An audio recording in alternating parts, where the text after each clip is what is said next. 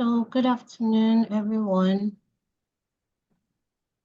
and welcome to the Legislative Clinic 2.0. This program is an initiative by ERGAF-AFRICA.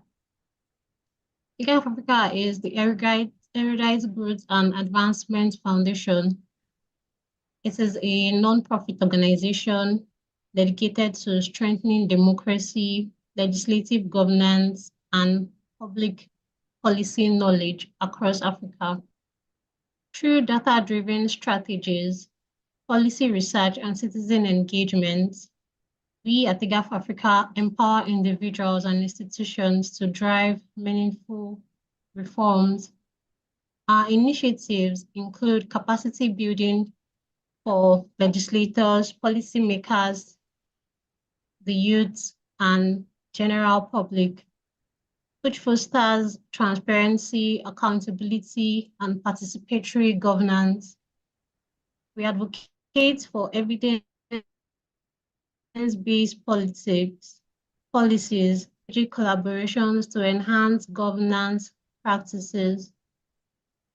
At ERGAF-AFRICA, we envision an Africa where empowered citizens and strong legislative institutions work together for sustainable development. The theme of this program, From Representation to Responsibility, reflects the growing need for effective governance, transparency, and citizen-centered legislative practices. Today, we are here to engage in meaningful discussions on how legislators can translate their representative roles into accountable leadership. Before we proceed, let me provide a brief background on the Legislative Clinic initiative. The Legislative Clinic initiative was created as a platform to bring together legislative experts, policy analysts, and key stakeholders to examine the health of legislative practices, aiming to improve areas requiring urgent reform and enhance the effectiveness of legislative processes. Just as a medical clinic provides tailored solutions for patients' well-being, the Legislative Clinic offers targeted insights to address critical issues within governance, ensuring stronger accountability and representation. In the first edition of the clinic, which we just watched, we saw insights on legislative representation and how it can translate to accountability. We also saw the roles of legislators and citizens in ensuring proper accountability that will bring positive transformation in all sectors of Nigeria. Data from the participation and engagement in the Legislative Clinic 1.0 showed 95% interest in legislative knowledge.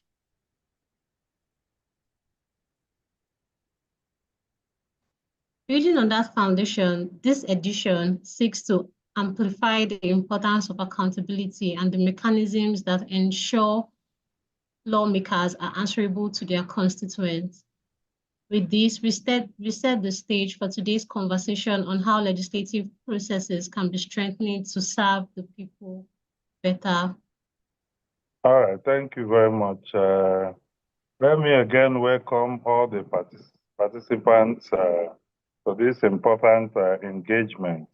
It's actually a legislative clinic, and like she highlighted here, we do a diagnosis of legislative practices and procedures, share policy knowledge around legislative governance with the aim of raising the bar and improving the intellectual capital around the understanding of how the legislature functions in all areas, both from citizens' perspective, institutional perspective, constituency relation, the legislators' perspective themselves, and a whole society approach.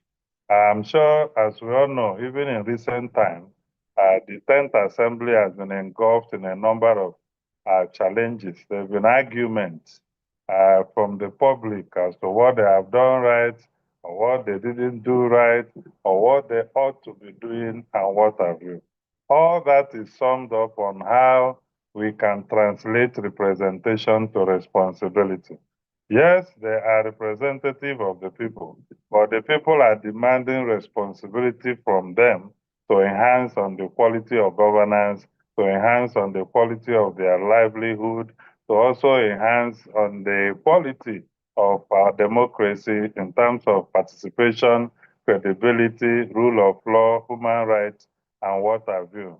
Yes, our distinguished guest speaker, the Honorable Joshua Kana, Deputy Chairman House Committee on Power, who is himself an erudite scholar and very much interested in this, in what we are doing. Unfortunately, this fell on a holiday, and we couldn't adjust it because we have other ones, 3.0 coming up and all that, and subsequently. He's currently in a constituency briefing meeting, and you know how politics is. The most important need of any politician is re-election. So he can't possibly jump out of that meeting, which can go either way to join us here. But I am very sure he will before we close. If he's able to, he will join us. On our part, as an organization, we are not giving up. Our interest is every session we will have a lawmaker come and tell us in practical terms how he's translating a representation to responsibility that benefits his people. And then we have citizens make contributions as to what their experience has been in terms of how their representatives represent them. One of the key aspects I want to share with us today is the issue of holding your legislators accountable or even assessing your legislators. In the design or in the institutional design of the legislature, as we know, there are 4 critical functions they perform.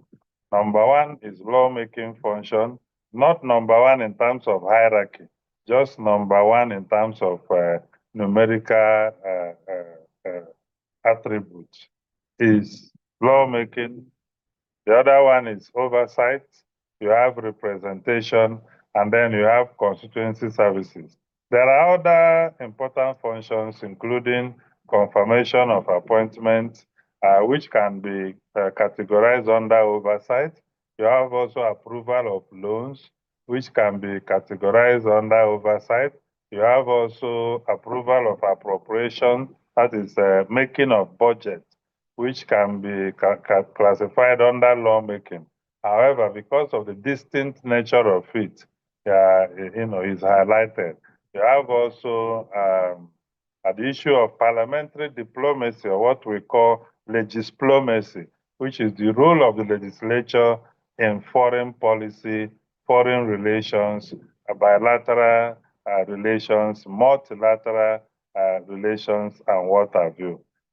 This is why you have organizations like the Interparliamentary Union, which is the global body that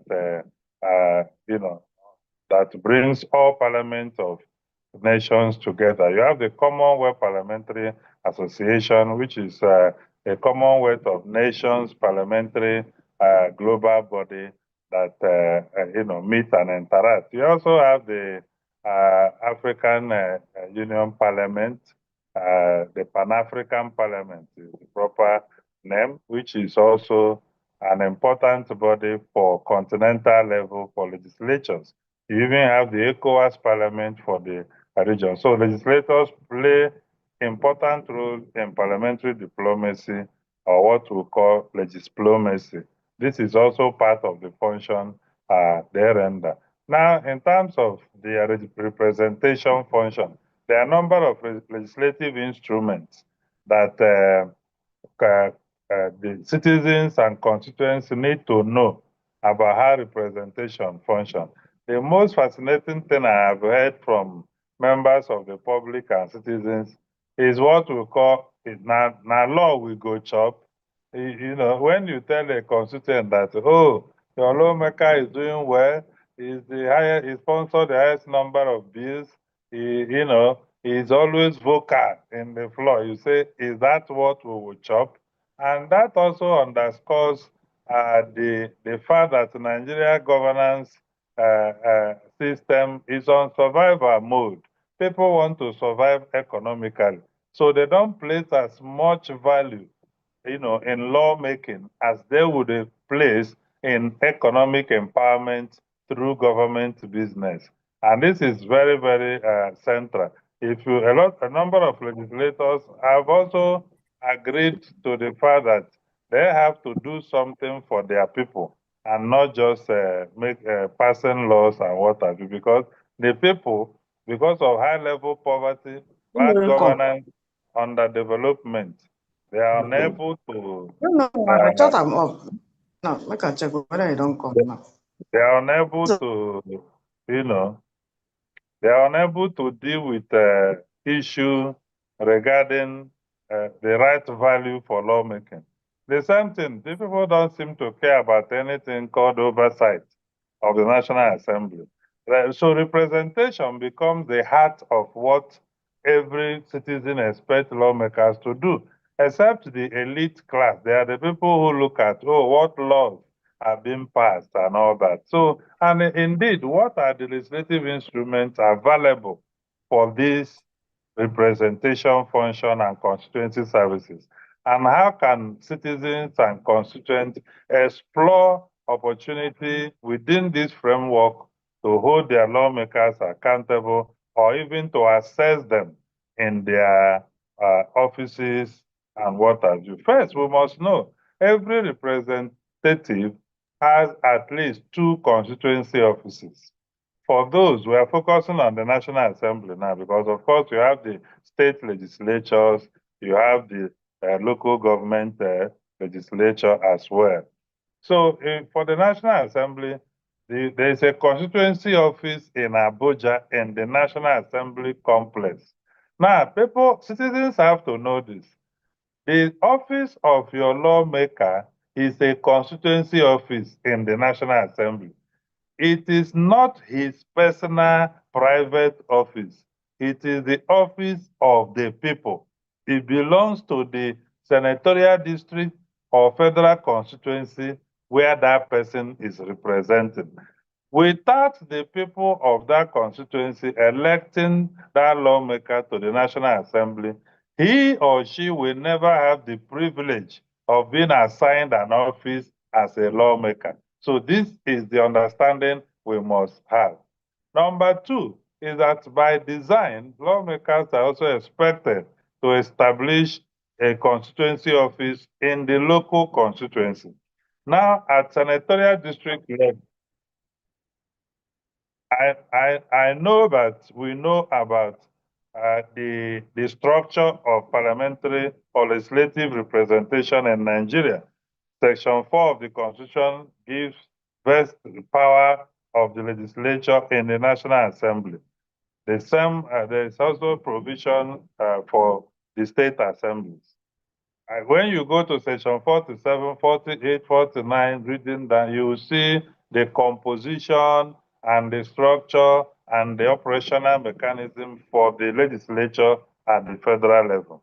And by the way, people have to know this. We do not have federal House of Representatives in Nigeria. What we have is House of Representatives, Federal Republic of Nigeria. And the reason is because we don't have state House of Rep like you have in the US. So as somebody who has gone through legislative clinic, you have to know that as an important takeaway. Number 2, by way of digressing, is that we don't have upper and lower chamber. You see people use it in the media and what have you. In Nigeria, there is no upper and lower chamber. The Senate is not the upper chamber.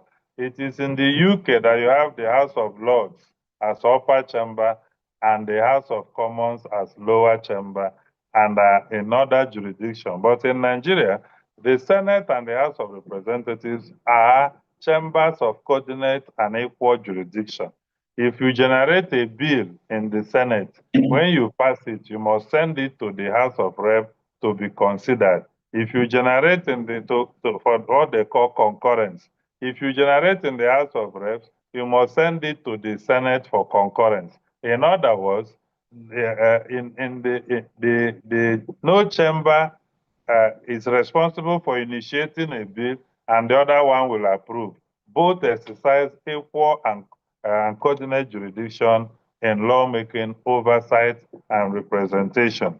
And that is an important point I want to also underscore in discussing instruments and how the institutional design works. Now, back to the instrument for representation. There are what we call motions.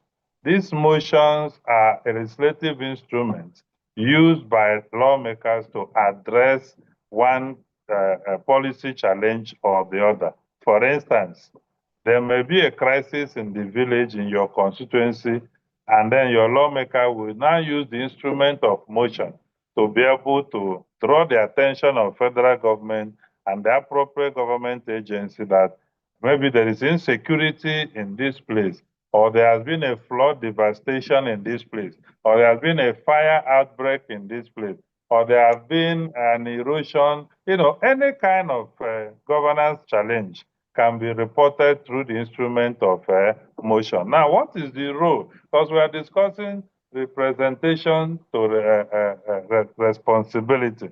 Right now, and we talked about in our 1.0, what we call the supply and demand side of representation as a stimuli for effective responsibility of representatives.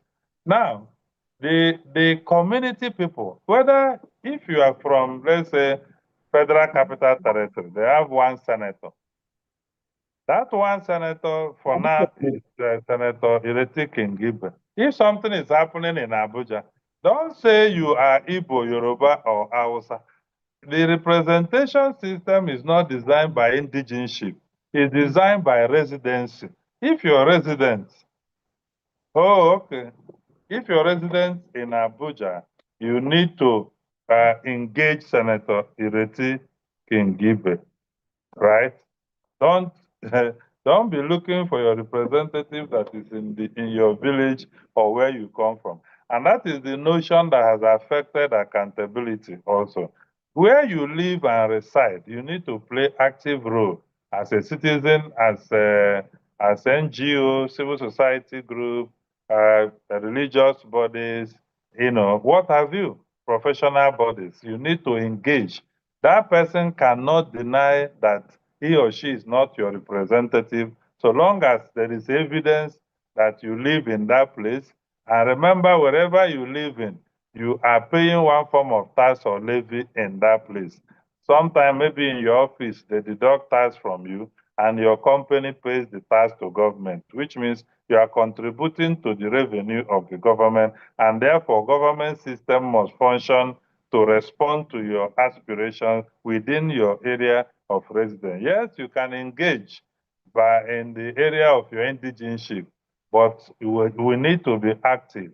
Now, a legislator for National Assembly, for instance, who is not in the village, may not know that there has been flood devastation yesterday. It is the job of the community people, even if you live in the US or anywhere, and your people told you, yesterday something happened though. Don't say, thank God nobody died. As somebody that is exposed, you have to now take action by saying what legislative intervention and who has legislative competence to intervene, right? Is it the state assembly? Is it the National Assembly? What is the nature of the crisis that had occurred? If it's conflict, communal cleaning, communal crisis, what is the nature of it? Within the framework of what has happened, who has the legislative competence to intervene? You will now have to write to the person, which is why I talk about strategies for engaging. And in 1.0, we talk about representatives making sure that their channels of communication are open, the channels of communication are accessible, and people should be able to reach them. In one of the surveys conducted, it appears that people find it difficult to assess their representatives. And when they are unable to assess them, they have no other recourse. They just leave to fate and say, these people are representing themselves. But it's also what we call the power of organizing. Beyond an individual or a group of people, organizing yourself as a CSO or NGO or just a group with common interests in governance development in your area. That as a bonded group helps assessing lawmakers easier than individuals. Because, and you have to also deploy strategy that deals with looking for influential people within your community who can assess them. Gather the information you have, gather the data, gather evidences. If you cannot reach them, you can reach the traditional ruler, you can reach the PG of your place, you can reach maybe people you know from your constituency that are influential, and for them to take the matter up with the representative. You can also write officially and submit it in the National Assembly, either to the Committee on Ethics or the Committee on, or direct to the Speaker or the President of the Senate, as the case may be, or even direct to the member's office, as the case may be. So that is the motion. There are also petitions where maybe government dismissed you in the wrong manner, or certain privileges that are supposed to be for you were denied. You can make a petition, or maybe you had a contract with the international oil company, or maybe you observe that international oil companies or other international bodies are not respecting Nigerian laws, especially with expatriate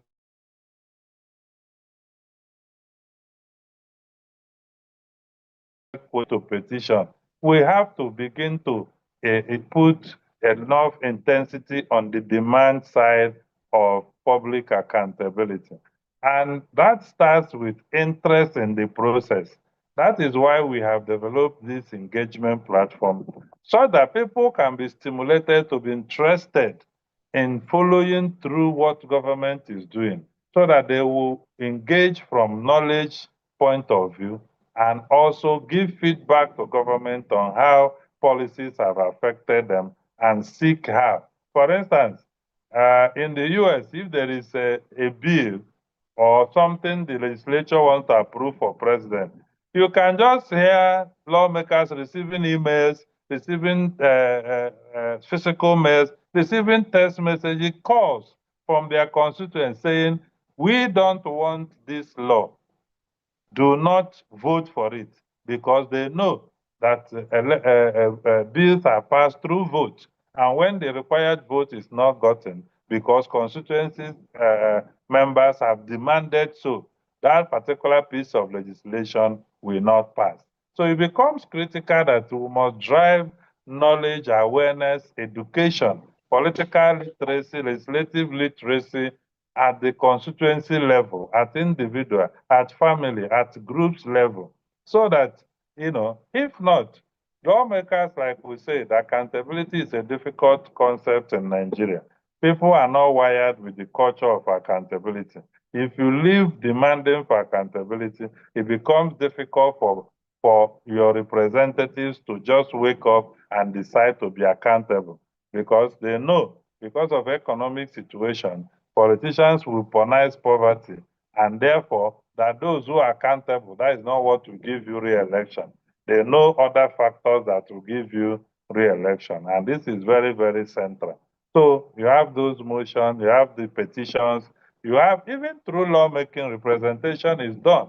Because, for instance, you see the tax reform bill, how the House of Representative members said, oh no, we are not taking this bill. There are a number of issues with certain provisions of it that will affect our people. You saw the Northern Governors Forum. You saw a number of people, and they had to go into negotiation to agree whether VAT will be increased and all that. So through lawmaking, too, representation is achieved. However, citizens have not started seeing how lawmaking affects them. How lawmaking is central because it can take away your business as a citizen. It can make you poorer. It can blink your future. It can reduce the quality of investment in education. For instance, if budget is being passed, how much is voted in education is not it's not business of Nigerians. But when we begin to show interest, demand accountability, we are now stimulating representation to give us responsibility that affect our lives positively. And that is the whole idea, the whole concept, the whole notion of moving from representation to responsibility, so that the cry of the people that they are underrepresented or not even represented at all could be addressed with all stakeholders having knowledge and understanding what their roles are and what they are expected, to do. And this is very, very, important. Even in oversight, oversight has element of representation too, because in oversight, you are ensuring that government agencies and other private bodies are complying with Nigerian laws. Because if they don't, they should change the people. There was a case of, I think, a Chinese company somewhere in Ogun during COVID who locked up people in their manufacturing plant, and they kept working without coming out for months. And some of them looked emaciated, and that is against our labor law. If there is effective policy oversight and partnership with communities and the organized bodies, that will be discovered and investigated, and that the company will be owners will be prosecuted. So even when also government agencies supposed to apply money to create infrastructure, stimulate the economy for job creation, and the monies are diverted, it is through oversight that is uncovered and the punishment. Yeah, people will ask, all this time people have been doing oversight, what has it produced for the Nigerian people? And that is a critical question. Forums like this will help us to address and fashion a means. But for sure, I know in this 10th Assembly, the Public Accounts Committee in less than 2 years has helped Nigeria recover more than 50 billion naira of monies and revenues of government that private oil companies and some other people invest in other revenue streams. They refuse to remit. But through the investigative hearing, rigorous legislative scrutiny of the Public Accounts Committee, they were able to get those companies to return the money. Not only that, during probe of the COVID,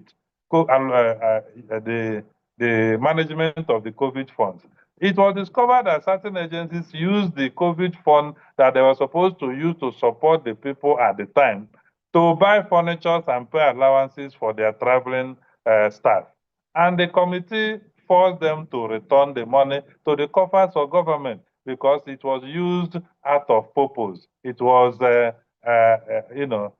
not used, it was diverted or misapplied, which is a crime, at that level. So efforts have been made, but we are not there yet. We are not even close to being there because the challenges remain enormous, oversight remain opaque, and the legislative powers to enforce oversight has remained limited over time.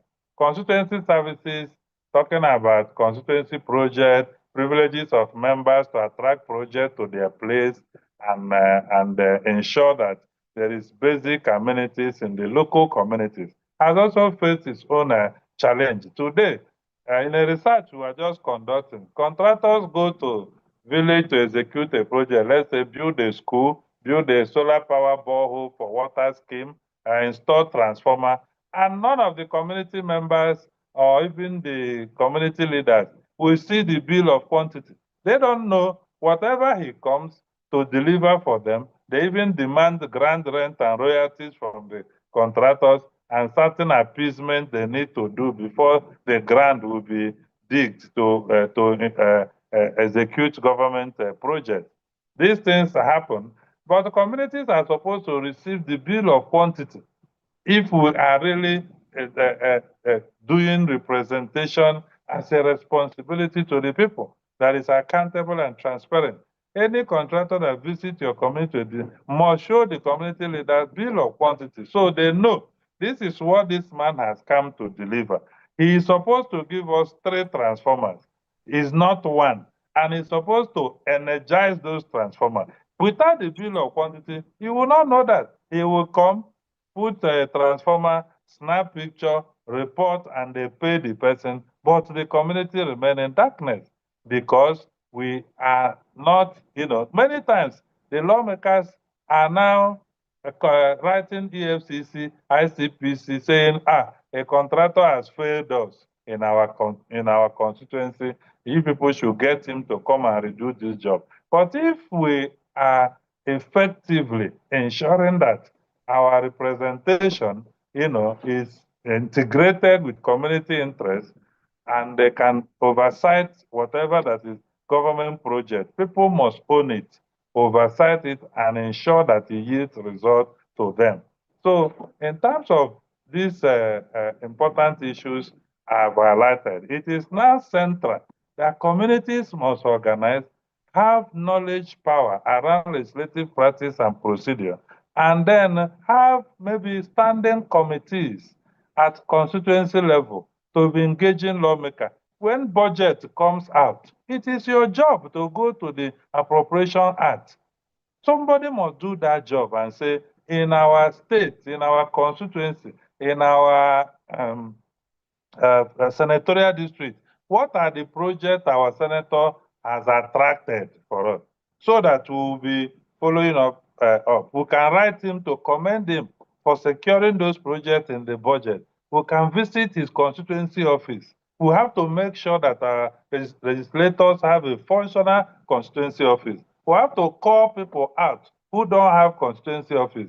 Constituency office is for the entire constituency. It's not for the political party of the lawmaker or his friends and church people or mosque people. No, it's for the entire constituency because the constituencies are delineated by boundary. It is not delineated in terms of demography. Oh, that this is youth, this is women, these are Muslims, these are Christians, these are Igbo, these are Yoruba. It wasn't done like that. So this knowledge power will help us. And number one factor to play in the demand sector of this is knowledge about legislative practice and procedure. Exposed. So those of you who are attending today, you might have been exposed to many things. But yes, you have to know that my senator has 10 projects. Those 10 projects worth 1 billion, for instance. And the projects are in health sector. Where is it located? In my place. Is in the water. If we do that, then we are stimulating representation to give us responsible governance. But when we don't do that, then it becomes a representative can be representing himself over the years, and then we keep complaining. And that is why we have taken up this responsibility to say that we will be in the forefront as experts of providing knowledge, concrete value-oriented knowledge, practical and theoretical dimensions of how legislative governance works in Nigeria, in Africa, outside Nigeria, and what have you. So this is, I'm going to stop here. I've received message from the honorable member that network is bad in where he is, and that he may be joining us, but I will ask the moderator to take questions and comments from participants on what we have been able to share, and I will be willing to provide a few responses. And just to inform us that for those we are starting what we call the African Legislative Governance Survey. We want to be releasing concrete empirical data on the perception of people about their legislature, how they want their legislature to work, what is the top priority in their mind their legislature should be addressing, and how should the legislature be addressing those things. Our report will span through the public. People will be sent Google form to fill. So as a survey, people will be met physically and interviewed. Legislators too will be interviewed. And also the quality of our democracy and what are the attributes we need to make the democracy to work.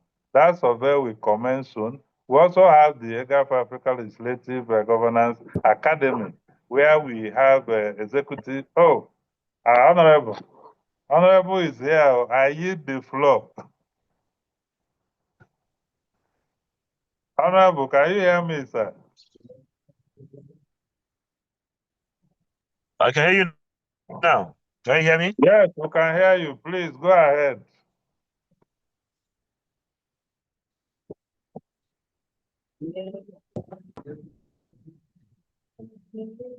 Just hold on a second. Okay.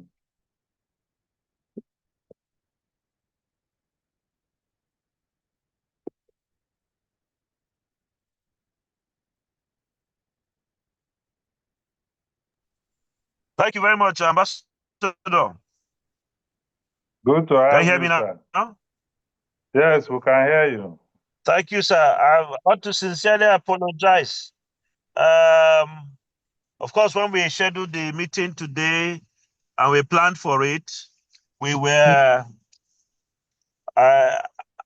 didn't know that the Salah date Yes. will coincide with today.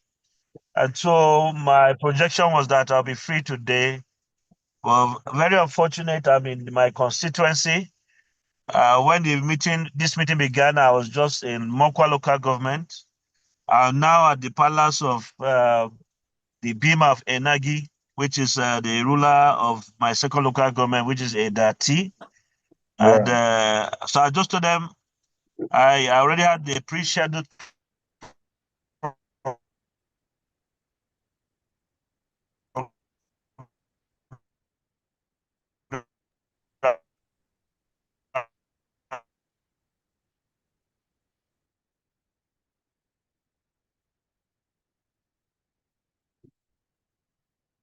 I'm calling. I really wish it possible to have this occasion where I can speak my heart towards it. But to sincerely apologize to all the participants. My name is Joshua Audu Ghana. I'm a member representing Lavomokwa Edati Federal Constituency from Niger State. And today, being the first day after Salah, I'm doing the job of being a representative. And we know our topic and our theme for this program is from representation to responsibility. So number one for me will be, is my responsibility to be in my constituency at a time like this, when we're rounding up the first quarter of the year, to come and touch base with the people. I didn't get into the House of Reps because I'm educated. I didn't get into the House of Reps because I'm the mercy of God and the power of the voter, the people who we represent. They're the ones with the fear of God who have elected me into office.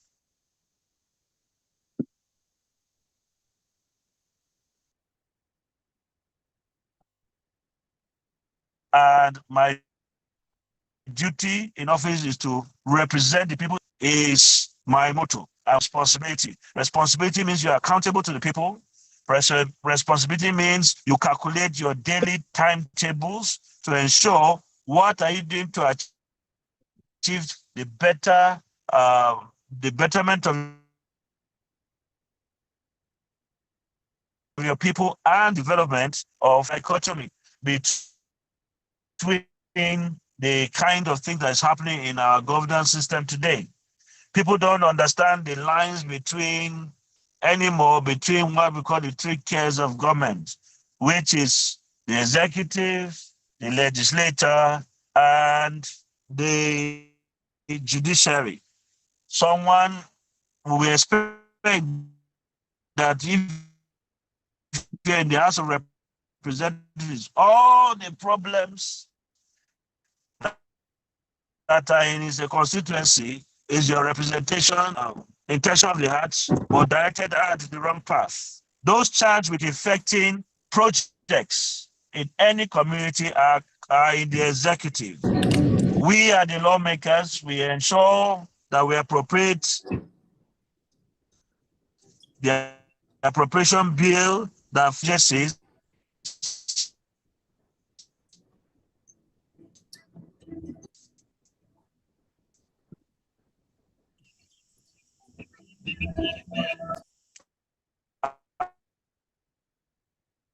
are put together to ensure effects in the place. And the little that is the executive to ensure gets to the constituency and is installed for Nigerians who are the public taxpayers. So it's our responsibility to get it, number one, in the budget. Number two, to pursue its approval. Number three, to pursue the agency that is charged with it. Number four, to pursue the Ministry of Finance to ensure that cash backing comes for those projects in those agencies. Number five,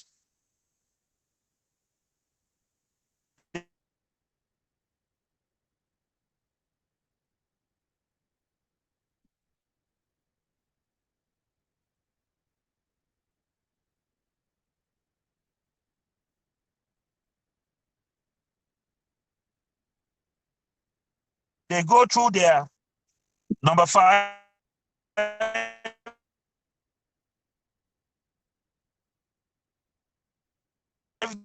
they go through their procurement process, which is part of the laws on contractors, do everything right local or to the right community, are not used to the detriment of the people, but for the betterment of our people. And so we are accountable. Once that is done, we account back to the agency that it has been installed, and as a representative will write a letter confirming that it's been completed before the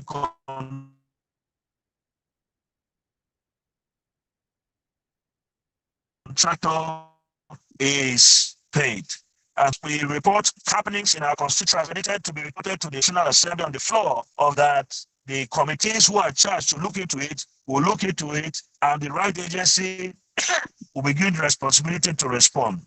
So these things are not easy. These things take time, but we do all our best to ensure proper representation and effective resolution to make sure that those things are seen, are done by we that have been represent the people. So I believe the principles around this have been spoken through Ambassador, who is one of the credible institutions who provide training for even we in the National Assembly.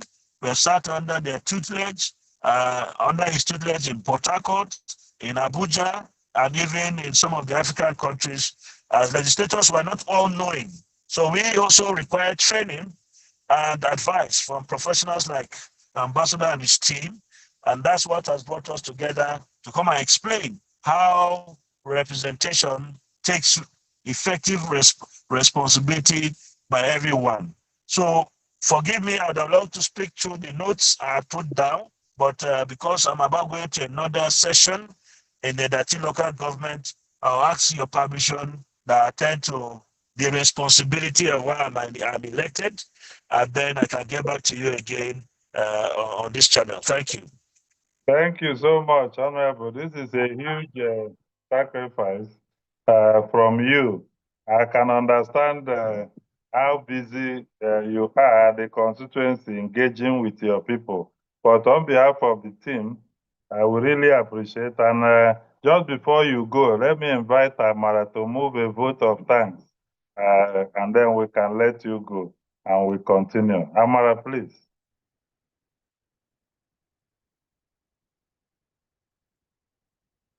Good afternoon, everyone. Can you hear me, please? Yes. On behalf of ERGAF-AFRICA and everyone present here today, I want to sincerely thank our esteemed guest speaker, Honorable Dr. Joshua Audubana, for sharing such invaluable insights with us today. The deep dive into legislative accountability and governance has not only enlightened us, but also challenge us to rethink the role of representation in driving real challenge.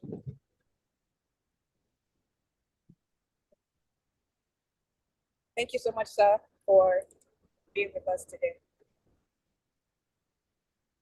All right. Thank you. Thank you, Honorable. So we'll see you again. Let me hand over to our moderator so that we can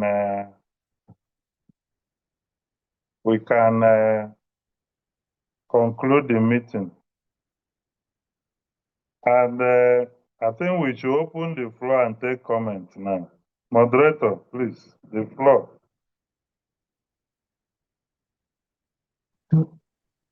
Thank you very much, Ambassador, and thank you again, Honorable, for your insights. Now we want to move into the question and answer session. I hope we all can hear me. Yes. I want to move into the question and answer session. So if you have questions or comments that you want to make, you can raise your hand so that we can invite you to speak on whatsoever you have to say. You can raise your hands or you can type your questions in the chat box.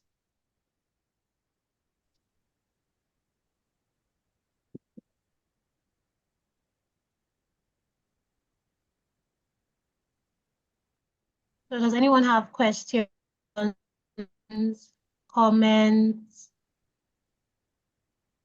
I see Gloria. Gloria, do you have any questions or comments you want to make concerning what we have talked about today? Chika, welcome. Do you have any questions or comments? I see Frances, Tabitha, Dixon, Mohammed. Adama, is it Francis? It's good to have you here. All right, please, the floor is open. Ndewo Maazị. Ndewo, good to see you. Nice, nice. In fact, there is an incident today in Ohafia where somebody reported that a road consulted by the senator. He was showing us practically that and you can even use hand to remove this thing. And the senator who is abroad, Senator Juzokano, has responded, speaking that the money allocated wasn't enough, that his foundation even had to put more money in several millions. So really, this is very important that we engage in this whole process. Yeah. Okay. Good afternoon. Good afternoon, sir. Yes, thank you so much. My name is Mr. Dixon Mazino Dixon. I am a journalist and also a political scientist. So I would like to ask a question regarding the bills that have been that have passed through second reading in the last 2 weeks. Two of them very critical. One is the concurrent ownership of natural resources, that's oil, gas, and solid minerals, from the exclusive list to the concurrent list. And secondly, the issue of state police. The issue of state police, I'm asking this question, like, how soon can this be legislated, signed, and gazetted into law because of the growing security crisis we're having, particularly the one that just happened in Edo State? And also talking about the concurrency of resource ownership, would this help in a way to ameliorate various crises we have in the country? For instance, the farmer head clashes in northern parts of the country and the bunkering and low-level militancy we have in the Niger Delta. Those are my two questions. Thank you. All right. Thank you very much, my brother. I think those are two critical pieces of legislation But if you look at the lawmaking process, I would say that it's still a long journey for both legislation. One is that we know it's a constitutional alteration abuse, which means it requires two-thirds after concurrence by both chambers. If they pass, if the House has passed for second reading, they have to wait for Senate, transmit it to Senate for concurrence. If Senate passes a different version, they need a conference committee to reconcile, because for a bill to be transmitted to State Assembly, it has to be one piece of legislation. They won't pass different variants. That is on one hand. Two, when the State of Assembly, by any chance, which has been our greatest challenge, is able to give two-thirds majority to give a nod to that piece of legislation, we have to come back to the president for assent. Now, under this administration, it appears he's interested in state policing. However, the IGP made it clear when the House of Rep had a town hall meeting on state policing in Nigeria that he doesn't believe in state policing. So whether the will of the IGP or the will of the nation will prevail, I support state police wholeheartedly with clear structure and arrangement, institutional arrangement to make it work. When the last time we made effort to do that, they came with community policing and confused people that community policing is the same thing as state policing. And we have seen that even the so-called community policing collapsed within a few months. It's not effective anywhere in Nigeria today. And with the spate of insecurity, as you highlighted, we need to democratize our policing system. In a country of 30 million people with multilingual, multifaceted cultural behaviors and background, you cannot have a central policing system and expect any good results. The argument that, governors will weaponize it and kill their political enemy or whatever, we are still experiencing it today with the central police. Those who have money still weaponize it. In fact, as of today, governors are funding police because people argue that, people that can't pay salary, where will they get money to fund? But almost all the governors are buying fleet of logistic vehicles, funding security allowances for the police. We see it as part of the achievement they highlight under security. The vehicles they bought, the command and control center they have built, all that. So, but it's still a very long walk because we need, if the governors now want it as they prefer, we may have the state assembly give a nod.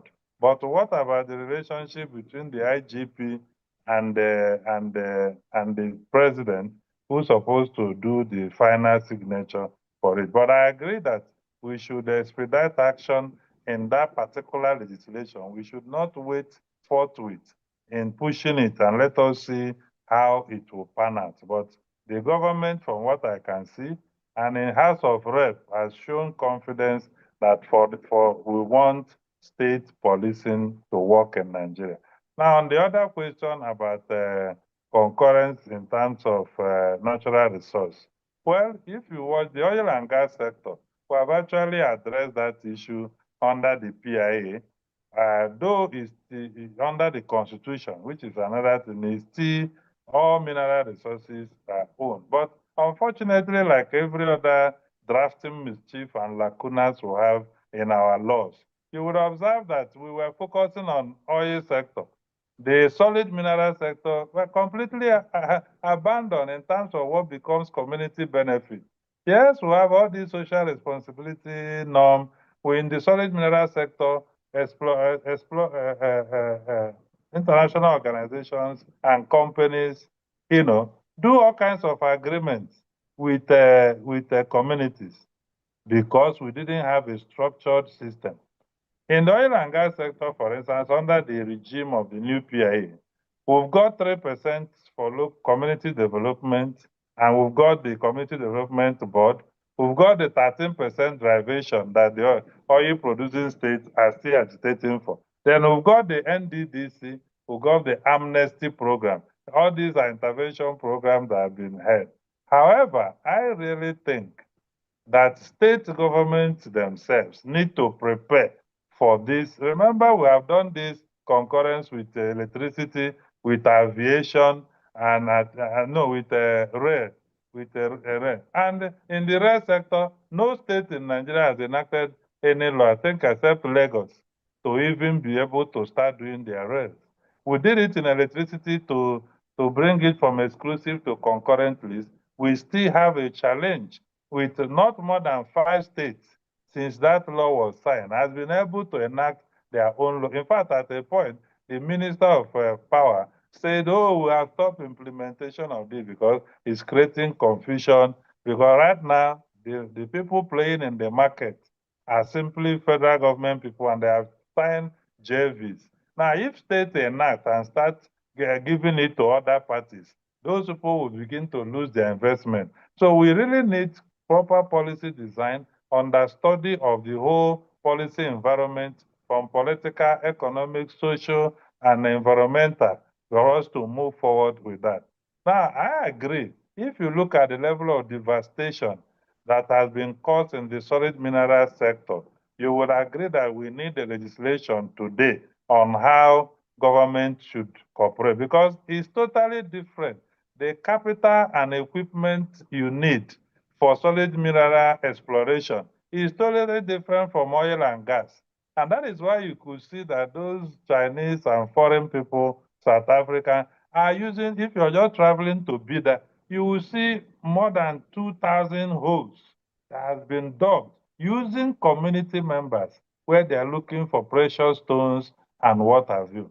So you saw the incident we had in Zamfara, where the Zamfara governor at that time claimed that this thing belongs to us and we have exploited it. If CBN want, we sell to them. In fact, they started selling to central bank. So we need a proper, a robust, comprehensive legal framework. And we need to bring in, empower NAITI, the Transparency Initiative Agency, to be able to, because it's an international agency that were domesticated by different nations in Africa, so that there could be transparency, the community members will not be exploited, and the states where these things are domiciled will incorporate investment companies to be in joint venture with federal government. And then licensing. For instance, you saw the incident in Osun State, where the Osun State government said this person is owing, federal government said you can't disturb this person, we gave him license. So this kind of altercation and rivalry, we can stop it with a clear legislative framework that allows mutual beneficial proceeds for both the state and the federal government. And if you're licensed from federal government, you go to the state and present your licensing exploration before you go to the field, so that we can have one country and have one government working together for the same purpose. That is how I will look at it. But I can tell you that that one is taking power from federal and giving some to state. State may accelerate not with 2/3, but whether the federal government will sign it at this time remains to be seen. And whether the National Assembly will have the muscle to veto, override the president's veto, is another matter that we may not be able to, conclude on this particular session. Yeah.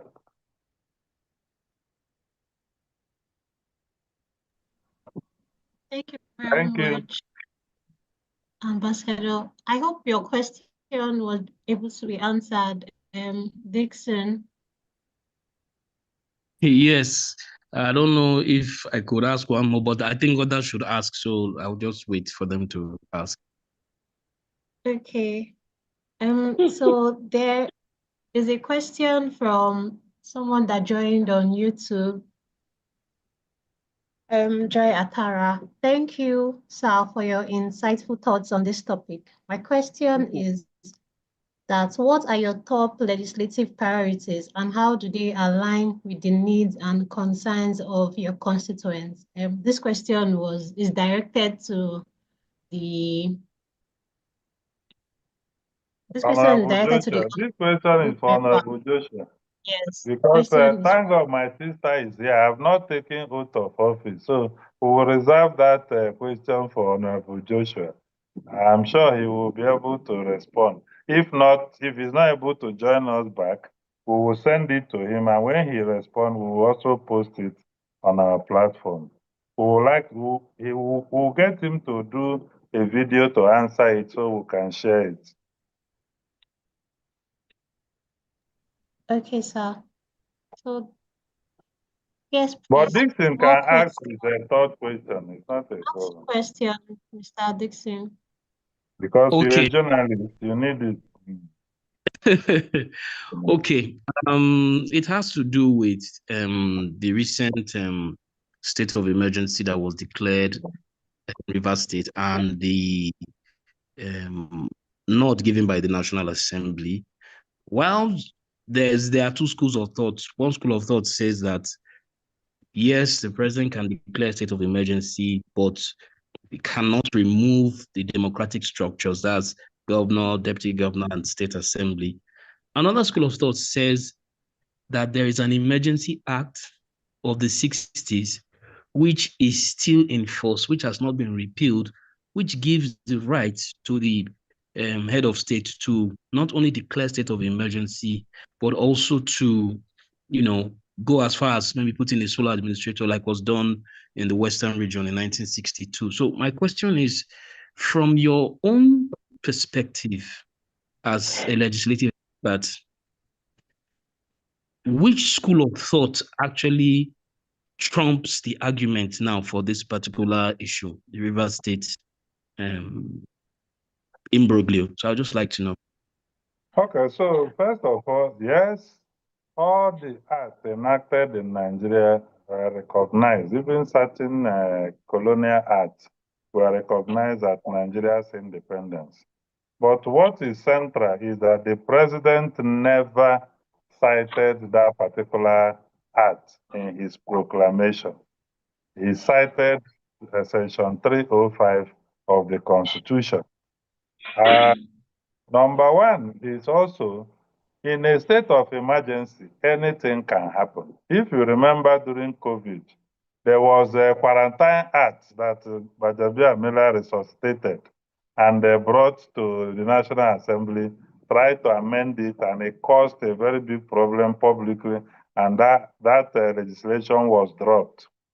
But if you read even the existing Quarantine Act, it will shock you that you don't even have rights under emergency. And Section 305 defined emergency of every other nature, environmental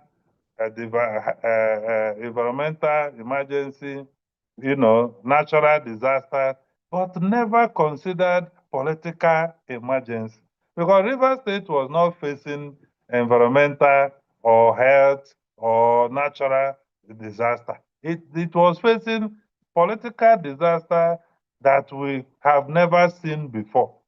If you watch the political disaster the Constitution tried to solve, that if the state assembly are the ones fighting against themselves and they are unable to meet for whatever reason, the National Assembly is brought in Section 11.4 of the Constitution to take over the functions of that state assembly, and also prescribe that nothing in that rule should allow them impeach the governor of the state. That tells you that the political crisis that that session intended is one that affects only the assembly without affecting both. In Section 188, it prescribed how a governor can be removed if the executive is facing problem of constitutional infraction or what have you. So there is nowhere in the Constitution where the Constitution had foreseen a situation where there will be a stalemate, where the governor cannot communicate to the legislature cannot communicate to the governor, the Supreme Court judgment has been given, and nobody, there is a stalemate, in trying to implement that. So there was no governance. The Supreme Court itself said the governor was operating like a despot, and therefore there is no government in Rivers State. So this is a huge lacuna. It's just the lacuna, the same way with the lacuna in section 64 of the Constitution. And I have told people one day we will face the problem of that section 64 that says anybody elected as president shall proclaim the sitting of a new parliament.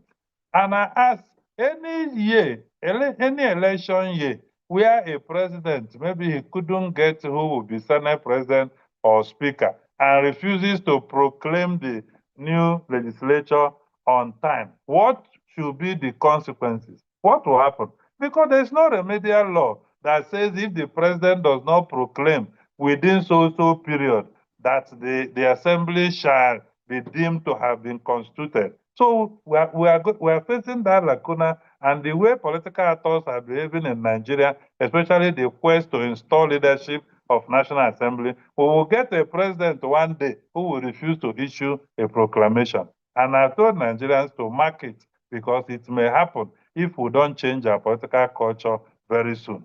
So back to this issue.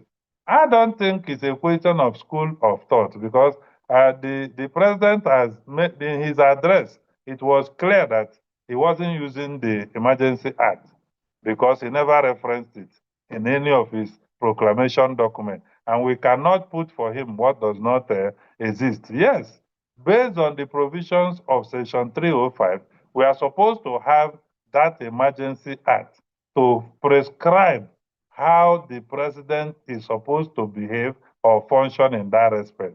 But like I said, because of that lacuna, the president, and the military guys gave us this constitution. So the president in an emergency, yes, morally speaking, and maybe legally speaking, it is not an under democratic rule. And, in any other way, you cannot have a president suspend elected governor and even suspend the entire state assemblies of, I don't think we have ever experienced this type of, a situation apart from the Obasanjo case and in Plateau and Co. Jonathan left the structures there. So I don't belong to any of the school of thought. My own school of thought is that the 305 is a huge lacuna. And I had argued in another platform that the National Assembly itself only solved the political problem but failed the constitutional test. Because you see, Order 11.6 of the House of Reps Standing Order, Order 74 or so of the Senate Standing Order, prescribe that in these matters of public interest, there should be a division. People should vote. This is not a passing of bill or motion. A state of emergency is a historical fact within our democratic experience. We can't do it by voice vote. And the standing orders clearly prescribe what they ought to do is to do a division. And division simply means take a vote of those who are voting yes to ratify the proclamation, those who are voting no, those who are absenting. In fact, Order 11.6 says not only should you do that, you should also publish it in 2 national dailies from your vote and proceedings. So this is how serious that is. But again, I think a capacity gap in experience is also affecting the National Assembly because I expected the opposition parties to raise critical point of orders to counter the procedure that has been adopted. For instance, Order 4 of the House rule on quorum, Order 5 of the Senate rule on quorum, Order 11 on voting, Order 70 for House, Order 70 on voting for Senate, even Order 16 for ratifying state of emergency for House, Order 133, 134, 135 for Senate. So you expected members to raise a point of order to say, can we do a division to ascertain that we have quorum? If anybody had tendered that motion, what the presiding officer would do is to ask for a seconder. And once there is a seconder, they must do a division. So experience gap. And remember that this assembly has turnover rate of 77 to 80%. House of Rep about 77%, which means 77% of people who were in the 9th Assembly didn't come back. In the Senate, 80%, which means only 20% of the 9th Assembly members returned to the 10th Assembly. So this affects institutional effectiveness and also politics, party politics. Oh, this is our president. He has declared this thing. We have to support him so that we don't embarrass our president. That becomes gentleman's parliament, So the opposition party failed Nigerians, I believe so, because since last year, as I have argued, the National Assembly should have taken over the functions of the State Assembly, because at that time, they had even 3 speakers. Later, they had 2 speakers. Some were sitting inside governor's kitchen. Some were sitting in a private residence. In the morning, the parlor becomes a chamber. In the evening, it becomes the sitting room of a family. I mean, that cannot be the case. That shows that the State Assembly were unable to meet. But for politics' sake, they couldn't perform their constitutional role of taking over the functions of the State Assembly. But many people argue that with the way the governor and the State Assembly were behaving, nobody could. The governor says no commissioner should go and answer the State Assembly members. Even when Supreme Court has said they have power to, they are the recognized State Assembly. The governor said nobody, they invited the State Electoral Commission commissioners. They refused to come. In fact, they even announced a new date for another election to happen in the local government. They asked commissioners the road governor passed resolution that governor should sack all these commissioners because they didn't confirm them. The governor didn't do so. So if you look at it, it was a political crisis that will not end and that could lead to destruction of other national assets that the Constitution never envisaged. So I'm sure the president exploited that lacuna. And let us hope that decision will give us peace. But in our culture, it is not a good experience for us because tomorrow another person can rely on what the president had done, even in a smaller crisis, to do the same thing and tell you that it has happened before in 2025. That is the challenge in setting this type of precedents. It is not good for our democratic history, but it appears that is the only way they could solve the problem as at now. And let us hope if that happens. And if that doesn't happen in 6 months' time, then we will have no choice as Nigerians but to restore back the government in Rivers State the people had elected, so that nobody becomes the sovereign power of our constitution except the people of Nigeria. That will be my position on it.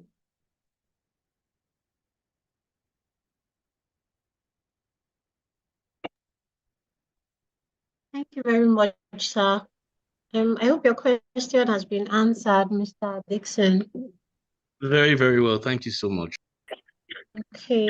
There's a question. There's a question here from Frances Tabitha Obunaya. She says, why do we need so much laws to function effectively as a country? That's our first question. I said, because most of the bills at the floor of the House appear repetitious, or are the members just doing these things to appear busy? And she also said, do we really need all those so many legislations to get the country working? So these are the questions from. Yeah. There's what we call the politics of lawmaking. Let me appear that I'm doing something for my people. I'm raising laws and bills and motions and what have you. Some of them never get to cross first reading. What we call bill progression index report has shown that almost 80% of our bills never crosses second reading. At first reading, in many assemblies, some assembly is 40%, some. Well, we cannot legislate our way out of bad behavior. Bad political culture, impunity cannot be cured through legislation. Because when you finish legislating, the people will look for another way to manipulate the process, as we saw with the Electoral Act 2022. In fact, it was so over-legislated that the lawmakers themselves couldn't vote in their own primary election. and later they started looking for amendment and going to court. So our idea and notion of legislation needs to change. Legislation is supposed to be something very serious.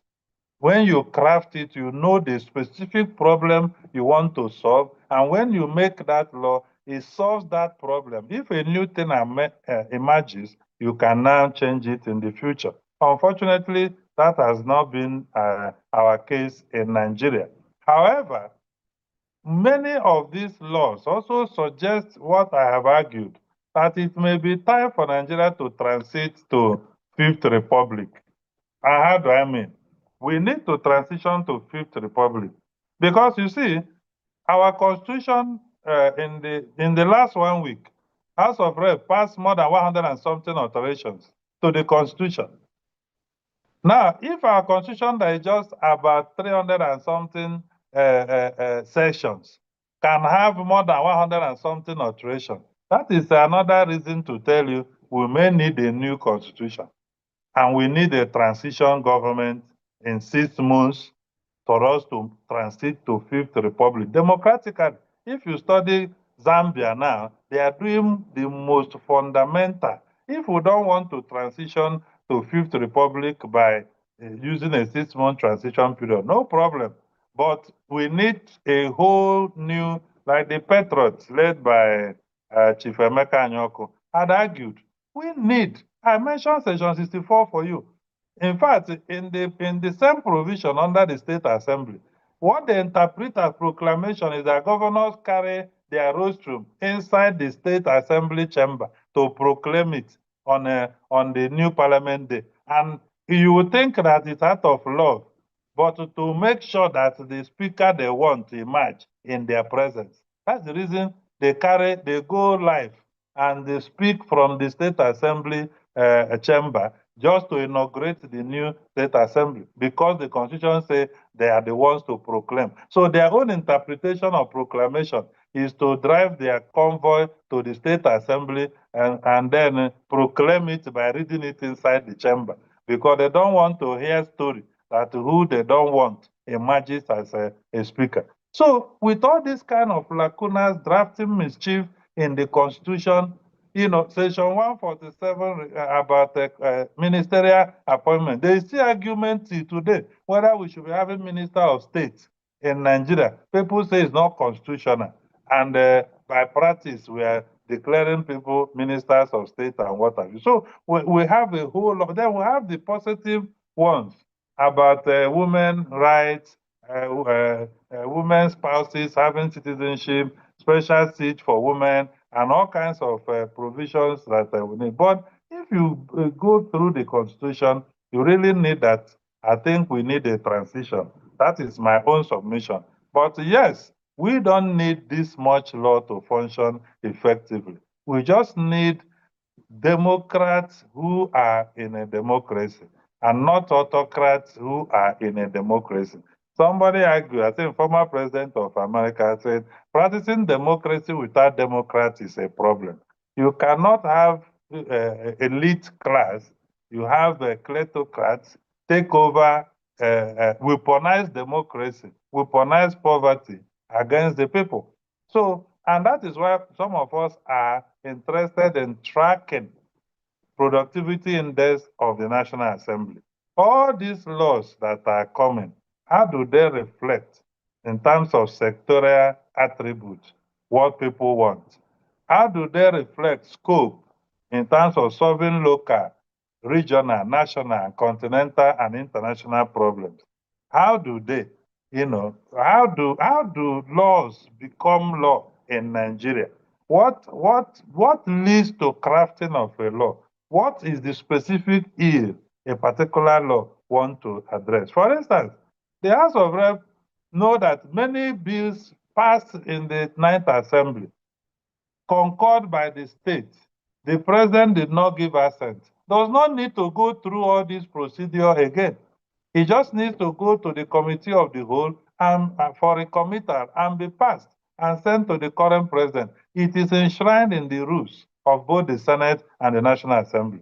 But maybe because of the weakness of Rules and Business Committee, of maybe both chambers or some of the or one of the chamber, you are having us go bring bills that have been passed from previous assembly, go through the same first reading, second reading, committee reading, reporting from committee, the third reading, passage, and what have you. This is not supposed to be the case. So I don't think we're having proper legislative scrutiny, and we should have. And indeed, we established the National Institute for Legislative and Democratic Studies for this kind of policy think tank, research support, and technical support to the National Assembly. However, there's nothing in their law that compels National Assembly to consider expert report from them before they legislate or take any legislative action. So it appears we gave birth to them and abandon them to be functioning on their own, which is a very big challenge. So I think we should keep, yeah. Please go ahead. I want to unmute myself. Can you hear me now? Yes, please. Okay, like before I let you, well, I want you to give me a position, your position, or an overview of issues around constituency projects. For example, I had you give an example using our senators Okalu and what people of Ndokere are saying, and when you just oppose it with the reaction of the people from the upper south, Senator Abari, his people think he's not doing enough, he's not representing, he's not legislating, simply because he doesn't do much of constituency projects. Are legislators supposed to be allowed to be legislators, concentrate on issues around lawmaking, and some of these oversight functions instead of constituency projects? What do you think about constituency projects in relationship with legislation, so we can actually get a good grasp? Okay, thank you very much. First, there was a survey conducted by Afrobarometer, and they asked legislators, what do you think is your most important function? They say it's lawmaking. They now ask constituency people, what do you think is the most important function of your lawmaker? They say it's representation. So the people want to be represented either through laws, through oversight, through constituency projects, more through constituency project support and interventions. Today in Nigeria, if a lawmaker do not attend certain burial in his place and certain child dedication, certain marriage ceremonies, you are in trouble. If you don't attract any tangible project, you are in trouble.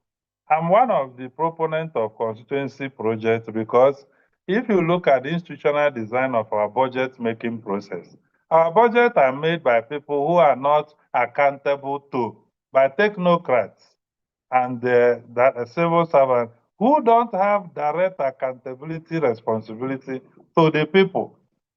Therefore, what they do, they can never have the project of any road in your village in the budget, except there is a politician, either in the National Assembly or in the executive, or a businessman who is very wealthy, who knows the president or knows the minister and can say, the road in my place is bad. So you can't run a country without a national development plan that outlines all the responsibility of each level of government and have a system whereby those issues are taken on board to be addressed by the people. So the constituency project became an intervention through which we can have a balance, some kind of a federal presence in local communities. But it has been abused, heavily abused, and abused in many ways. Number one, there are no needs assessments done by legislators before they initiate this project. Number two, many times they consult only their political associates and political friends before they initiate, and they even cite projects in places where their political supporters are to show that they are working.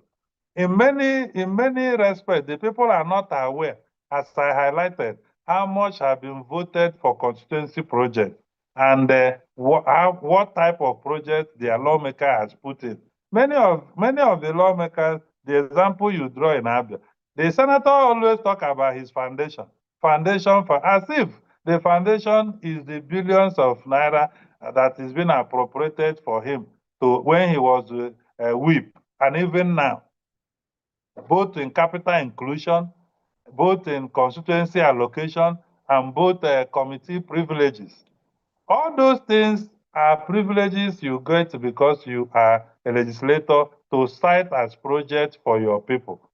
So if you go to Abia South, for instance, we need to educate the people. We need to help them go into the budget and say, your senator has a total of 2.5 billion this year in the budget. These are the specific projects that have been nominated for Abia South. Therefore, make sure you people are watching out whether this project will be executed. And under the Freedom of Information Act, FOI, you can write to know whether these projects have been awarded. And you heard Honorable Joshua there, that in appropriating the budget, they always take interest in making sure that their people, what their people need are reflected in the budget, and later they will follow up with the procurement from agencies to make sure those projects are awarded. And they also follow up with the Minister of Finance to make sure the projects are cash back. And when they are executed, they have to write that the job has been completed. But where somebody, a senator or a House of Rep member, you are not carrying your people along, they will not even know the BOQ for the project. They will not, like the Indio Kereke matter now. The senator has responded, claiming that, oh, he used foundation money, several millions, to augment the government money. So, but the senator, you are not supposed to be the contractor, and I'm not sure he's the contractor. But he sounded like he's defending the contractor. I think what he should have done is to post the BOQ for that project, post the amount allocated for it, post the amount the federal government had released, so that we will know what was the design of the project, how many meters was it? Is he supposed to use a block, 6 inches block, as the guy said, 6 inches whole block? Is that what is in the BOQ? Because when you are not transparent and accountable to the public, it becomes difficult for them to believe you. And we have seen that situation in Edo. So the people are right to raise issues regarding that this project has been done. It is not done well. So instead of defending contractor or anybody, I think documents should be made available for people to know, so that maybe the agency did their costing wrong, or did the project design or the BOQ in a wrong way and because Abia faces erosion devastation. You cannot use block. One single erosion issue, the whole block will collapse, especially if you don't fill the whole block with concrete and then cast the side. So when we don't have those information, it becomes a challenge. Yes, people are arguing that, oh, lawmakers should not be involved. But indeed, the structure of constituency projects which is 100 billion every year. And I'm doing a study on it now in Abia. The 100 billion, they know there's a formula which they use for it. And every legislator has what he gets. Both the House of Rep member and a senator has what he gets, not as money, but as vote for them to nominate projects for. So when that project is nominated, it is their job through their constituency office or through their use social media channels to say, this year, I've not seen lawmakers posting on their platform, say, this year in the budget, this is what we have. Because you're not representing yourself. And that's why we're talking about representation to responsibility. Through your representation, what responsibility do you owe your people? Policy communication. This thing, I got this 2 billion because I'm the one representing the people. Oh, my people, see the 2 billion, see the project I have nominated through it. Let's even leave whether you consulted them to nominate or not. But they must know. You don't need somebody to tell them. You have to tell them that this year you have 2 billion, 3 billion for the project for the constituency development. And these are the projects. And if a legislator does that, people will take him seriously. At the end of the day, we can check and say, how many of these projects were done? What caused the delay? Is it that the projects were not funded or what have you? So, but the system today, the lawmakers appear to be defending contractors as if they are the contractors. But they are supposed to oversight the contractor, because the constituency vote were made to make sure that no community, no state, no local government is cheated out of federal government budgetary allocation. Because if you leave it for directors of ministries and ministers alone, it can only be for big projects or things that people may not even have direct access to. So the legislators, you know, they are directly elected by the people. People may not, a minister is also representing a state, but you see, they are more accountable to the president that appointed them than a lawmaker. People can take phone and insult their lawmaker for not doing XYZ. They may not bother about their minister. And that's why some of us believe, yes, you know, this appears to be weakness of the state and local government, but it's an important intervention. But we need to reduce the influence of lawmakers in those projects. Let us have community constituency management committees at constituency levels. They will participate in needs assessment, nomination of project, monitoring of the execution of the project, and providing community information regarding it. And not legislators start and finish everything and sometimes say it was done by his foundation or her foundation and not public fund. And because people are not aware, they won't even know what to do. So my point is that all these functions complement each other.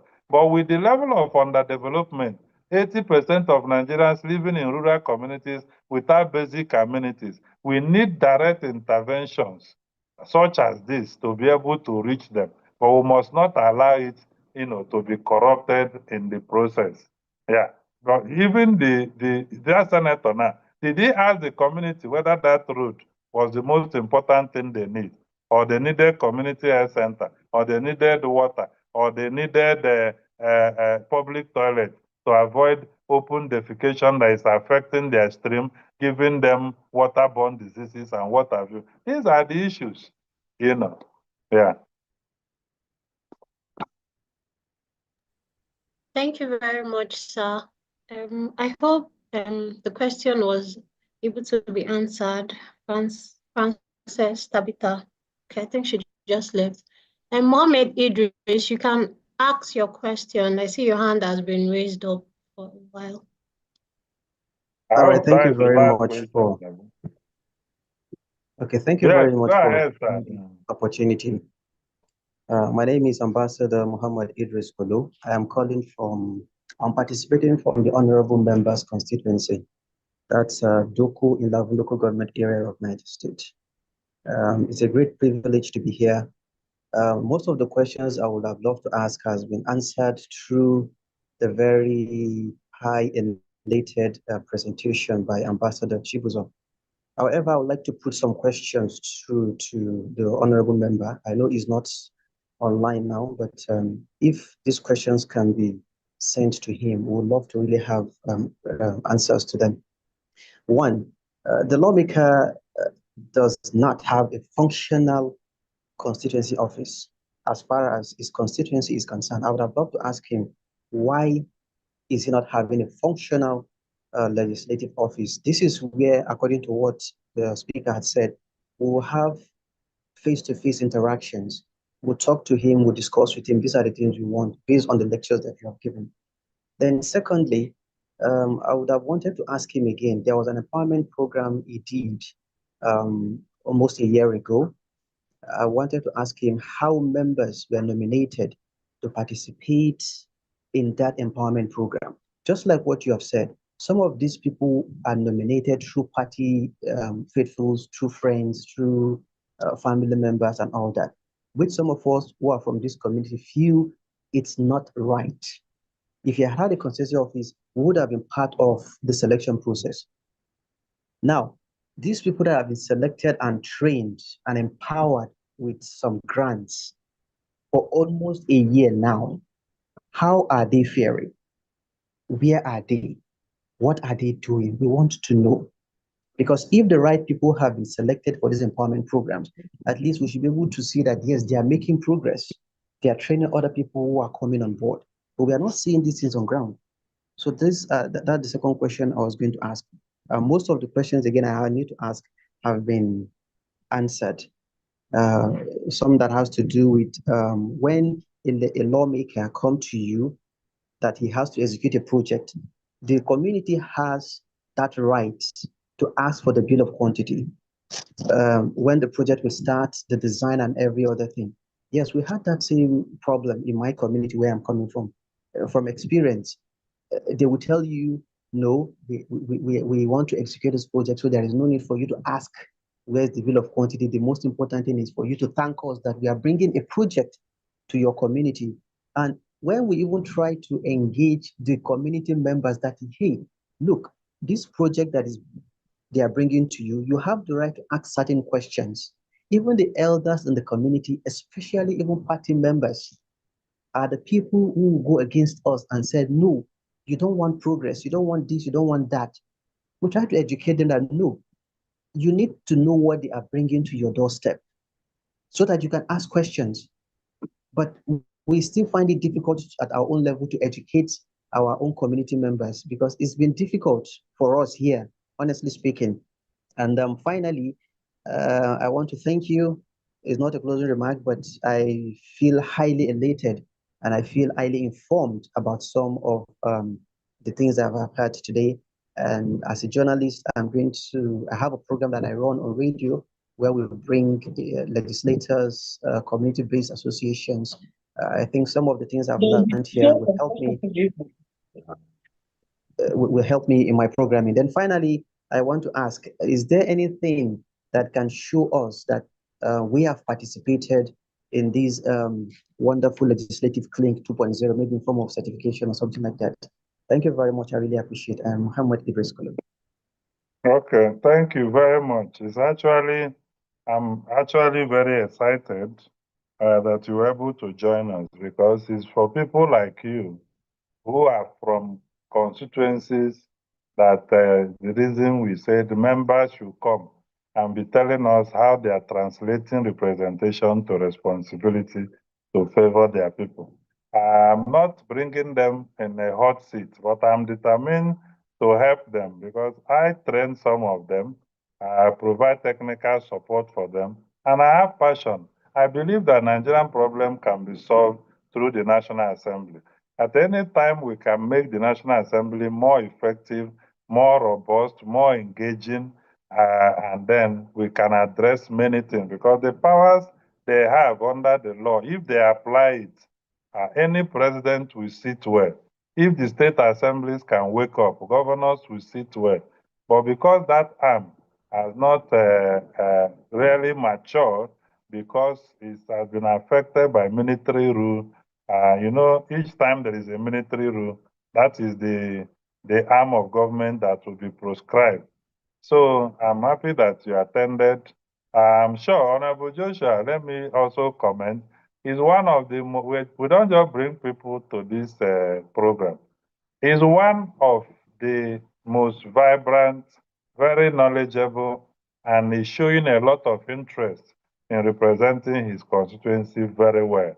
I won't have details about his functional constituency office, but I can assure you our secretariat have taken down the questions and I will send it to him, and he must send me address of his constituency office and I'll forward it to you. I'm sure we have all your details, and the point you raised is also very important, that we should provide a kind of certification that of participation by members. And I will ask the secretary to note it and get the proper official names of all those who participated. And we will do an e-certificate and share with the mail you've submitted with us. I will also ask that you look forward to the 3.0 and a lot of other, we have a lot of resources, a lot of knowledge to share and educate people and empower them on legislative practice and procedure. And we are going to be running a lot of even executive programs and a lot of research and survey. And some of the people that are participating here, you may be the one we will reach to tell you to please help us do a survey in your area. Ask people, do they know who is representing them? Let us even start from there. What is the name? of your representative in the House of Rep, the National Assembly, State Assembly. And what can you remember that the person has done in the last so period? And do you think the person is representing you or representing himself? So we have some kind of survey questions we'll be asking so that we'll be giving feedback to lawmakers to say, please watch it. Watch how you represent your party and close associates. Majority of the people want to be represented and they are relying on you because ministers cannot represent generality of the people because the people didn't directly elect them. Governors are far away from people. Immediately they take oath of office. Their convoy becomes long. Their security men change to long coats like they are in a battlefield. So it's only lawmakers that are actually representatives of the people. And that is why they face a lot of pressure, a lot of pressure. Those who gave birth want them to bear them from hospital. Those who are sick. In fact, there's a lawmaker that somebody was doing burial of his father. He asked the lawmaker to support him. The lawmaker sent money. He said that the money cannot buy a cow. That what he needs from him is a cow. That if he doesn't want to bring cow, he should go away. Election is coming. He will show him pepper. So lawmakers are under heavy pressure. And while we want to hold them accountable, we must also strengthen them to do this job well so that political jobbers do not corner them and take all they have for the people against the people. So I thank you very much for your participation and submission. And we want anybody we are bringing, we want many people from their constituency to come and ask them critical question, and we'll be publicizing it very well. We'll also do production of this particular one, and we'll share the link afterwards. So thank you. Any other question? We should be closing now because we need to keep to time. There is another question on the Okay. chat box here. Okay. From Litsi, saying, sir, as a legislative expert, what is your view on the matter between Senator Natasha and the Senate President and all the matters that followed in the House of the Senate? Well, okay. Well, I've spoken about this issue for a very long time. I have said that there are 5 things I identified affecting the 10th Assembly. 1 is high rate of turnover.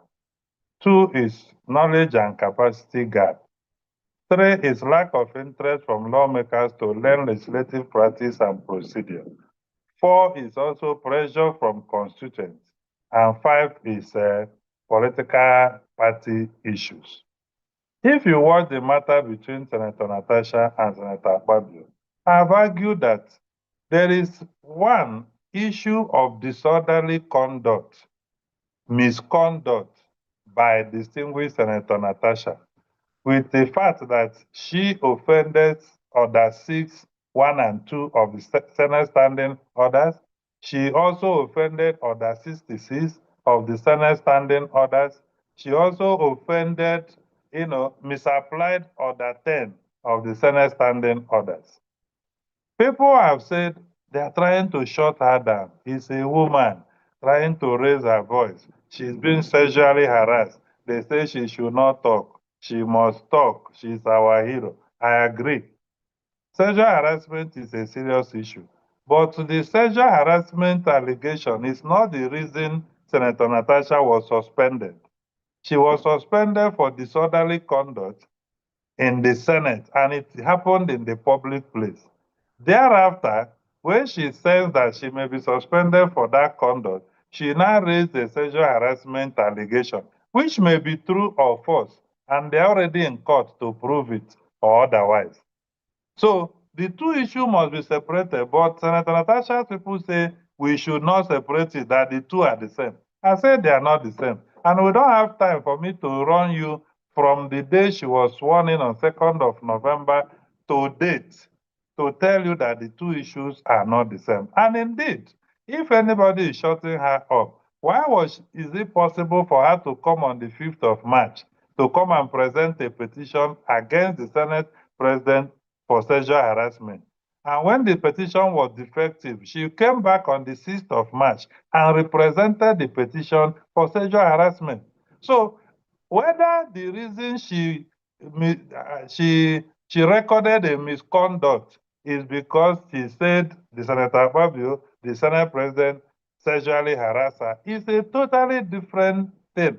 That as somebody who in Schedule 7 of the Constitution subscribed to the oath that you will faithfully and honestly execute the Nigerian Constitution 1999 as amended and the Senate rules.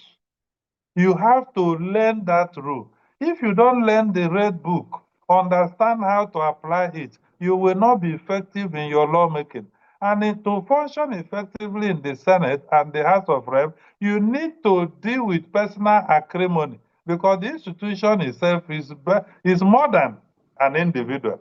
The institution is greater than Senator Fabio. The institution is greater than Senator Natasha. This is one thing they have to know. We have seen these things in the past. In the 8th Assembly, somebody said that Dino Melai did not go to ABU Zare, that he forged results. The matter went to Ethics Committee. The Ethics Committee looked at it. At the end of the day, the school even came to testify. In the same 8th Assembly in 2016, Senator Abdulmumin Jibril from Kano was the Appropriation Committee chairman. He alleged that there has been budget pardon in the House of Reps. And that led to breach of privilege in ethics, referred to Ethics Committee. They investigated the matter. The House also suspended him. In the Senator Dino, when he, in the 6th Assembly, he fought. He fought. They even tore his clothes in the House of Rep chamber. In this 10th Assembly, Senator Shimole went to television and said that senators stole things from, he implied that senators stole things from office, that he now used his money to buy furniture and all that. As a new senator, he didn't know what is called onboarding policy in the National Assembly. That when an assembly is ending, the television, the fridges, some chairs that are old, they will ask those that are going if they want it. If you want it, they will debit your severance account. In other words, they give you option to buy it and go with it. Then they use the money to buy a new one. So at the time they came, those things have not been replaced. So somebody raised a breach of privilege in the floor of the Senate. Oshimole had to apologize. If not, they would have suspended him. Thereafter, Senator Nengi said that 3.7 trillion was missing in the budget passed. A breach of privilege was raised. He was suspended. Senator Alindume too had issue. He was suspended. In fact, Senator Alindume has been suspended in the last 3 assemblies. Senator Omar Agege was suspended over the invasion of Senate and stealing of Senate maize. And it was thrown on Airport Road under the City Gate bridge. That is where they went to find the maize. Right from 4th Assembly, they had issue when Senator Okadibo was Senate President. They even carried maize from Senate and went to his house. So we have always had issue. That is why the rules were issued, that people have to observe decorum. For instance, Order 10 did not say you should stand up anytime and start talking without recognition. That order on privileges say, if you observe that any matter of privilege had occurred, you can rise at any time to speak on it by moving a motion. And when you move that motion, it must be seconded. Then you inform the Senate what the breach of privilege has been. And the Legislative House's Powers and Privileges Act has prescribed parliamentary immunities and what could amount to a breach of parliamentary privilege. The Senate Order 10, 9, 10, 11, 12 also prescribed. In fact, a breach of privilege can even happen. A senator can, during recess, a senator can say, I was driving through Ego Square, and then a policeman unduly stopped me, harassed me, and even though I identify myself as a senator of the Federal Republic, that is a breach of his privilege as a protocol member of the state. The order says, if that happens, that the matter should be referred to the Ethics Committee, even when the Senate is not sitting. So these are serious issues. I would have expected the senator to apologize for his, because the only remedy for disorderly conduct is apology. They cannot sack you as a member of the Senate. You can only be suspended. And for you to be readmitted, you need to apologize for your disorderly conduct. I would have preferred that she apologizes for the disorderly conduct and come and sit in her proper seat in the Senate and be fighting her sexual allegation claims. That one will even have more weight. You can't be a member of the Senate. Your people elected you to be there. You prefer to be outside, to be asking, telling us about sexual harassment. When you know, when you are inside the Senate, you will have more power as a sitting senator to fight it. You claim that the seat reallocation, you were not informed. That is not what Order 6 said. Order 6 never said you'll be informed. The same thing with Order 94.4 of the Senate Standing Orders. You are not going to be informed that the committee is to be changed. It is the responsibility of the selection committee under Order 95A.1 to appoint people to committee. Under 94.4, you can be, the committees can be, chairmanship can be reassigned. The Senator Joseph Okalo was Senate Committee Chairman on privatization.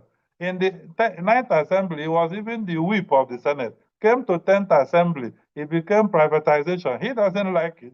But in less than 2 years, he has been changed now to Senate Committee Chairman on Southeast Development Commission. It's about politics, it's about networking, it's about influence, it's about knowing how to lobby and carry and work with the system to be able to attract opportunities for your people.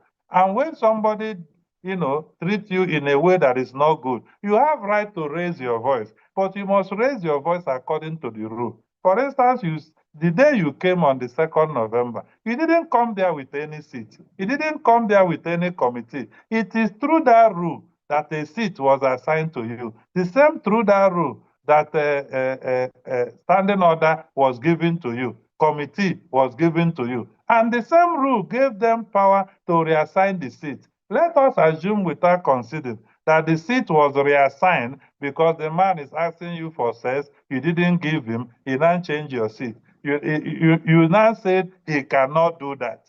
No, man. The only thing you need to do is to follow the rule to fight him by going to your new seat. Indeed, you said your new seat was to emasculate you, hide you from the people, from hearing your voice or seeing you. In a Senate chamber of 109 people, everywhere you start there, you can be seen. And to prove that you can be seen, on the day she presented her petition, 5th and 6th of March, she was sitting in the new seat, and we could see her even very clearly and openly. There was no emasculation. So you need maturity to function in such a public institution. You need understanding of the rules. You need to know how to handle your temper. Because right now, in a bid to fight Senator Akpabio, who she has grounds with, you now offended the entire Senate and say they cannot punish you. Senator Akpabio, as president of the Senate, is not the owner of the Senate. So that somebody who is the president of the Senate is having quarrel with you should not make you to offend the rules of the Senate in order to get at him. They will use that rule to punish you, and that is what they have done right now. So that is the current situation. People need to know the truth. The senator herself need to also stay on the side of truth. You need, even the issue of IPU. Oh, that this woman is very courageous. He's our hero. He went to IPU. They are trying to shut down her voice in Nigeria, and she went to IPU. Do you know that that is another suspension waiting if you follow the rules and the Constitution? The Constitution established Parliament of Countries. Article 1.1 of the Establishment Status of the Interparliamentary Union said that it is a parliament of parliaments, which means it's not for individuals. Article 10.1 of the Establishment Statute said the IPU shall be composed of members who are nominated as delegates of their country to the IPU. Now, if you look at those two provisions, Article 6 of the IPU Establishment Act says that each country shall make rules and regulations on how they participate in then Senate Standing Orders 95A1 Selection Committee has responsibility to appoint senators to parliamentary as delegate to parliamentary bodies. IPU, ECOWAS, Commonwealth Parliamentary Association, Pan-African Parliament. It is not you alone. If you go there alone, you will be in the gallery as an observer. For you to go there as a delegate, your country must what? Send you. That is also going there illegally, even while on suspension, is another suspension looming. And when that one happens, they will think a woman is being witch hunt. My advice to her is to seek parliamentary counsel, expert opinion on unreduced temperament. She can successfully fight sexual allegation claims very well as a senator with full complement. Because right now the constituencies are being denied representation because the Senate says you should apologize for disorderly conduct. You said they are asking you to apologize for sexual harassment allegation. No, they are not the same. And this thing didn't happen in the secret. Only the sexual harassment happened secretly. The disorderly conduct of the distinguished senator happened openly. The Senate chamber is not an association. It's not a party rally. There is order and decorum. Yes, when there is political crisis, they can talk over each other and fight. And at the end of the day, everybody will come back and they will move on. But where an individual is the one that decided to get involved in disorderly conduct, you must be punished using the rules. And people have said, oh, these rules is written by Senator Akpabio against women, against the other people. I laugh. Senate rule is given pursuant to Section 60 of the Constitution that gave the National Assembly powers to regulate their own procedure. And the rule is contained in the oath of office taken by every senator to obey them. So it's not a standard operating procedure of an organization. Oh, don't come to work late. Come. No. In the Senate, anytime you like, come. It's your people you are representing. It's like going to university. If you like, go to lecture. If you like, don't go. If you like, don't have admission number. Just be coming. After 4 years, graduate with others, but without certificate. That is the structure of the place. So we have to understand this issue. I'm very passionate about it. People have even insulted me who did not understand what we are talking about.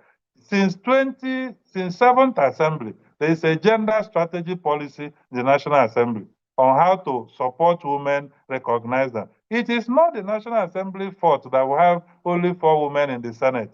It is the fault of the Nigerian system. It's the patriarchal system that we run that does not allow women to rise politically because men dominate the area. It is not the Senate fault that they are for. And indeed, all the 4 of them are chairmen of committees. All the 4. In fact, Article 22 of the IPU Establishment Status is the one that makes Parliament of countries to establish women in Parliament Committee. We have that in the National Assembly. So I know what women go through with sexual harassment and how a big issue that is. But we must not allow the senator confuse Nigerians by joining the two together. She should separate the two. That is it. Thank you very much. Thank you very much, sir. There's another question. This is going to be the final question for today. By Gloria. Her hand has been up for a while. So please, Gloria. Please remember to copy out all the questions that are being asked. All of them, we need it one by one. And the person that asked, so that, when next people ask it, we can also give them the answer. Yeah. Go ahead. Okay, good afternoon, sir. Yes, my sister. My hand has been up since the hand is even paining me. But I'm that's so on the sorry. lighter. Okay. Thank you. My observation has to do with the absence of Honorable Joshua Audu Ghana. I know maybe he has some unforeseen circumstances. Then you said that the National Assembly office of a lawmaker is his constituency office, that everybody has the right to go in there. Then why is there so much checks at the entrance of the National Assembly, prohibiting people from accessing their constituency offices? Okay, thank you very much. Honorable Joshua was actually here. He's in the constituency doing some constituency engagement, but he attended the program. He spoke to us for some minutes, and then he went back to his program. Yes, I said Okay, okay. there are two That's constituency good. offices. Maybe my network. One in the constituency in the state, and one in the National Assembly.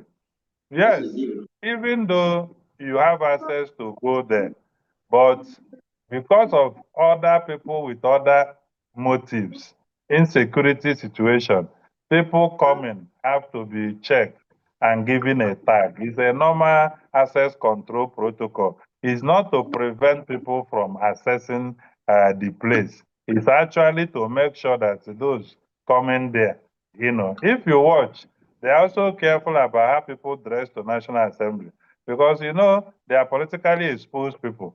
Somebody may meet an honorable member on the passage. You begged for money, refused to give you. And if you wore something that is exposing your body, some people can tear their clothes and say he's trying to rape me. So so access control has a reason, but I believe that we can also improve it and create a place where people can come. Like if you go to US Congress, you still need the access pass to go in there. I know that the challenge we have in Nigeria is that those who want to see their member, don't have access to contact them. So it becomes a problem putting their name at the gate. But indeed, anybody, if you come, there are other strategies. If you write a letter to submit to your member for appointment, when you go there, once they see the letter, they will allow you go and submit it. And when you submit it, you get appointment with him. You should also try to have the phone number of his aides, or his own phone number so that you can reach him, that you want to come and see him. Another thing is make sure the purpose for which you're coming must be group action, community benefit. Because if it's too much personal benefit and the pressure, the pressure they are under, you discover that sometimes they will not like to see the people. And they have to go to plenary, they have to attend to committees. And that is why some of them have visiting days. Why some from any day you can come. So I think we should just continue to work on better access for the people so that they're able to engage. But like I mentioned when I started, it's better to engage as a group, than as an individual, especially when you don't have proper access to the person. Yeah. Thank you. Thank you very much for that answer. I hope the question has been answered. Gloria, I hope your question has been answered. Yes, he answered it and very well too. Thank you. Thank you very much. So please, I think Very we are much. to end by 3. I believe we should have closing remarks from our team, either Ralph or Precious. You still have anything to share? And we can close. You thank the people and we can close. I want to thank everybody for making our time to be actively involved in this program.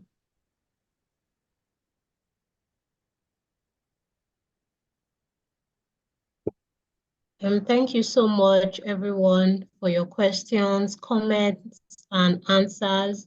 Want to thank the Honorable Member, Honorable Joshua Ghana, even though he's not here, for giving us time from his busy schedule to join us and to talk to us. We also want to thank the president of ERGAF-AFRICA for giving his insights on issues that were raised. We also thank everyone in the team, the ERGAF-AFRICA team, for helping to put together this program. I want to thank you, participants, for spending time and giving us listening ears and participating in this program. This program does not end here. We plan to continue to impact lives and continue to bring platforms that's for education of people through our different programs that are coming up. We have the Legislative Clinic 3.0